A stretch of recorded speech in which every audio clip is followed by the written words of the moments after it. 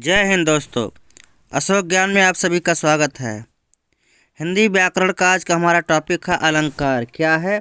अलंकार। अलंकार किसे कहते हैं? अलंकार का क्या अर्थ होता है?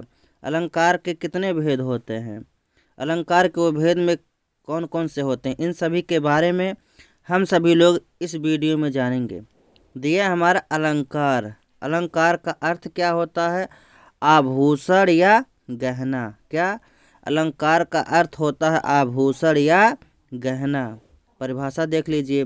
वे तत्व जो काव्य को और सुंदर बनाते हैं उन्हें अलंकार कहते हैं।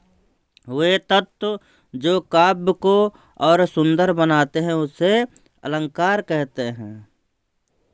दिया है नीचे अलंकार के भेद। अलंकार के भेद। अलंकार के कितने भेद होते हैं? दो भेद होते हैं। पहला कौन है? शब्द अलंकार। दूसरा है अर्थालंकार। क्या है? अर्थालंकार। आपसे देख लीजिए अलंकार। अलंकार का अर्थ क्या होता है? आभूषण या गहना। अलंकार का अर्थ होता है आभूषण या गहना। परिभाषा फिर से देखिए। वह तत्व जो काव्य को और सुंदर बनाते हैं, जो काव्य को और सुंदर बनाते हैं उसे अलंकार कहते हैं। अलंकार के दो भेद होते हैं। अलंकार के दो भेद होते हैं। पहला है शब्द अलंकार, दूसरा है अर्थालंकार। एक एक अलंकार के बारे में हम सब देखेंगे यहाँ। देखिए पहला क्या है? शब्द अलंकार। पहला दिया हेडिंग शब्द अलंकार। जब शब्द या वर्ण के माध्यम से काव्य की सुंदरता बढ़ाई जाती है तो उसे शब्द अलंकार कहते हैं। जब शब्द या वर्ण के माध्यम से काव्य की सुंदरता बढ़ाई जाती है तो उसे शब्द अलंकार कहते हैं। जैसे यहाँ दिया है, जैसे में उदाहरण में, जैसे ब्रज में, बीथिन में, बेलिन में, नबेलिन में, बनन में बगरो बसंत है। क्या है? बगरो माने यहाँ हमेशा बसंत ही छाया रहता है। जैसे ब्रज में ब्रज एक शब्द है, बीथिन में बीथिन एक शब्द है, बेलिन में। यहाँ शब्दों के द्वारा अलंकार की सुंदरता को बढ़ाया जा रहा है। तो ब्रज में, बीथिन में, बेलिन में, नबेलिन में, बनन में बगरो बसंत है। दिया है प्रमुख शब्द अलंकार। शब्द अलंकार के भेद दिया है। प्रमुख शब्द अलंकार। पहला है अनुप्रास अलंकार, दूसरा है यमक अलंकार, तीसरा है श्लेष अलंकार और चौथा है पुनरुक्त अलंकार।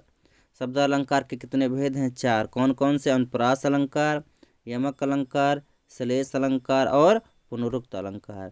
अब एक एक अलंकार के बारे में मैं आप सबको बताऊंगा। तो पहला भेद है इसका अनुप्रास अलंकार। अनुप्रास किन दो शब्दों से मिलकर बना है? अनुधन प्रास। अनुधन प्रास दो शब्दों से मिलकर बना है आपका अनुप्रास।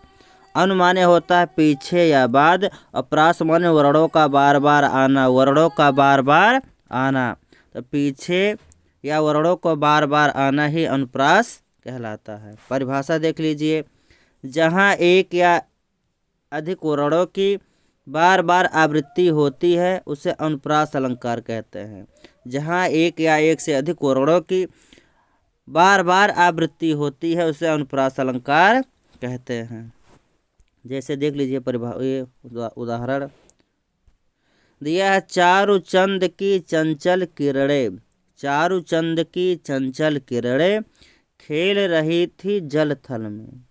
चारु चंद की चंचल किरणें खेल रही थी जल थल में। यहाँ देख लीजिए चा वर्ण की आवृत्ति और ला वर्ण की आवृत्ति बार बार हुई है, इसलिए यह कौन सा अलंकार है?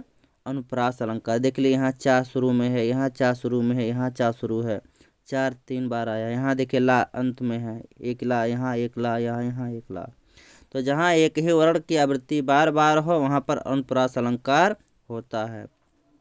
कभी कभी आवृत्ति भी पूछता है कि आवृत्ति बता दीजिए, या चा की आवृत्ति इसमें कितना है, ला की आवृत्ति कितना है। तो आवृत्ति बराबर सूत्र होता है, दिया है आवृत्ति आरंभिक चा की आवृत्ति। आरंभिक दो शुरू में चा दिया है, चा की आवृत्ति 3-1 होता है। 3-1, तो 3 माने 3 और जितना संख्या रहता है उससे एक कम। आवृत्ति माने जितनी पूरी संख्या है उससे एक कम। तो देखिए 1 2 3, 3 बार दिया है कि क्या चा, 3 बार चा दिया है तो 3 - 1 बराबर 2। तो चा की आवृत्ति कितना है, 2 बार है। अंत ला की आवृत्ति जो ला अंत में दिया है, अंत ला की आवृत्ति माने संख्या -1। तो संख्या कितना है, 1 2 3, कितना है 3, और यहाँ हाँ एक यहाँ है 4, 1 2 3 4। तो 4 - 1 बराबर 3। आवृत्ति मानी जितनी पूरी संख्या होता है उससे एक कम। अगला उदाहरण है, मुदित महीपत मंदिर आए, सेवक सचिव सुमंत बुलाए। यहाँ देख लीजिए माँ वर्ण की आवृत्ति और सा वर्ण की आवृत्ति बार बार हुई है, इसलिए यह अनुप्रास अलंकार है। देख लीजिए माँ 1 बार 2 3, सा 1 2 3। यहाँ माँ वर्ण और सा वर्ण की आवृत्ति बार बार हुई है, एक से अधिक बार हुई है, इसलिए यह अनुप्रास अलंकार है। दूसरा आपका है यमक अलंकार। क्या, यमक अलंकार दूसरा रूप है यमक अलंकार। जहाँ कोई शब्द कम से कम 2 बार आए, जहाँ कोई शब्द वर्ण नहीं शब्द कम से कम 2 बार आए तथा अर्थ अलग अलग हो, उसके अर्थ क्या हो, अलग अलग हो, तो वहाँ यमक अलंकार होता है या उसे यमक अलंकार कहते हैं। जहाँ कोई शब्द एक से अधिक बार आए किंतु उनका प्रत्येक बार जो अर्थ हो अलग अलग हो तो उसे यमक अलंकार कहते हैं। जिसे दिया है, जैसे मैं उदाहरण, सजना है मुझे सजना के लिए, सजना है मुझे सजना के लिए। तो देख लिए सजना शब्द 2 बार आया है, लेकिन दोनों का अर्थ कैसा है, अलग अलग है। पहले सजना का अर्थ होता है श्रृंगार करना, सजना और संवरना, और दूसरे सजना का अर्थ है साजन। दूसरे साजन का क्या अर्थ है, साजन। दूसरा उदाहरण दिया है, काली घटा का घमंड घटा, काली घटा का घमंड घटा। तो देखिए यहाँ घटा शब्द कितना बार आया है, 2 बार आया है। पहले घटा का अर्थ है बादल और दूसरे घटा का अर्थ है कम होना। अगला ऊधो जोग जोग हम नाही, ऊधो जोग जोग हम नाही। यहाँ जोग जोग शब्द 2 बार आया है, लेकिन दोनों का अर्थ अलग अलग है। पहले जोग का अर्थ है योग और दूसरे जोग का अर्थ है योग।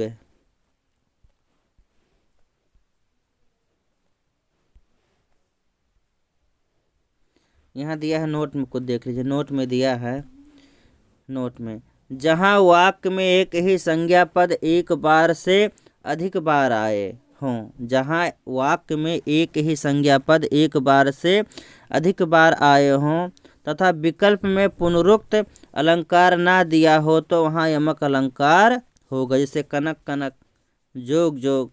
देखो एक ही शब्द एक से अधिक बार आए हैं, माने उन्हीं का बार बार दोहरावा हुआ है, फिर भी अर्थ अलग अलग है, और पुनरुक्त अलंकार अगर नहीं दिया है विकल्प में तो यह यमक अलंकार होता है। तीसरा है श्लेष अलंकार।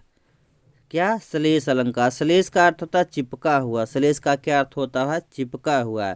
जहाँ किसी एक शब्द में एक से अधिक अर्थ चिपके हो वहाँ श्लेष अलंकार होता है।